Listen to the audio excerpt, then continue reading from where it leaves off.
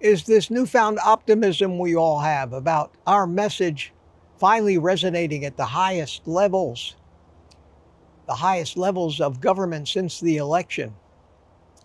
Is that optimism warranted, or are we setting ourselves up for a huge disappointment? That's something I've been thinking a lot about lately, and I've been watching a lot of YouTube videos talking about just that. One video that I saw yesterday, hour and 45-minute long interview with Tucker Carlson and Dr. Mark Hymen, was very, very optimistic, and I'm going to put a link to it down in the show notes and refer you to watch it.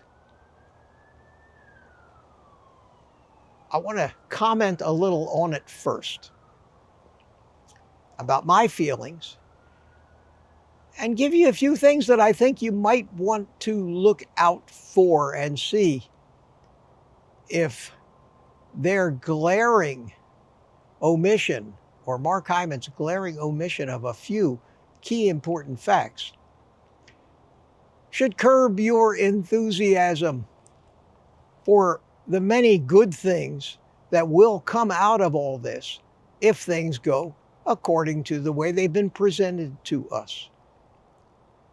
The first thing I noticed in that an hour and 45 minutes and all the talk about proper diet and all the talk about all the things that are causing all the illnesses, I failed to hear one word mentioned about the fact that meat and dietary fat from animals has been unfairly and wrongly demonized to the point where it's common knowledge now that red meat and animal fat is bad for you.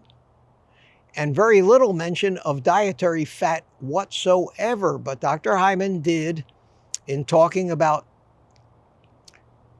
some changes that were necessary, basically say that the average diet should get 75% of its calories from fat. And I said, hey, it's about time. But then he went on and started listing these fats. And he listed olive oil, coconut oil, and all the other avocado oil, and all the vegetable sources of fat. He didn't say seed oils, at least. But he did just kind of make passing mention, and I think I remember hearing the word animal, but that was about it.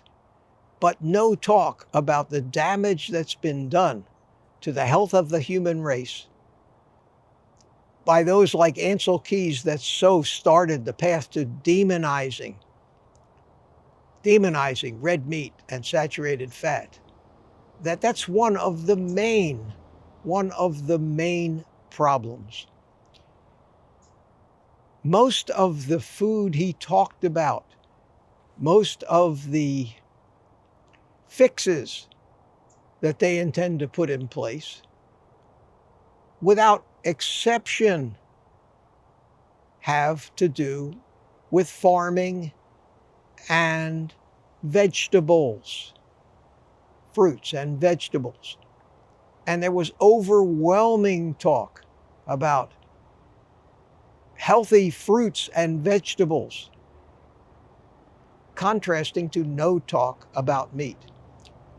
Now, while getting rid of the ultra-processed foods and increasing the amount of one ingredient, whole natural foods, and he used things like an apple as an example, couldn't hurt, they will not solve the carb addiction that plagues most people because they are carbohydrate.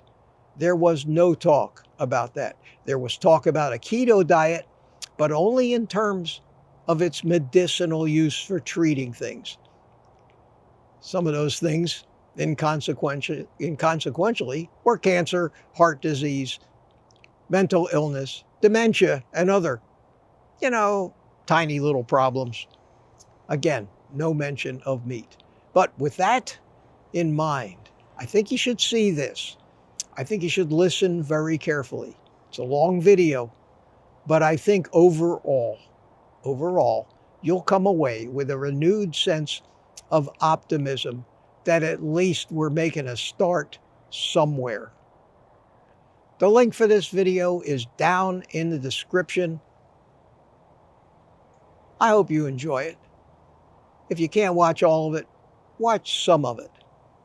And then when you're done watching it, take the rest of the day off and eat meat.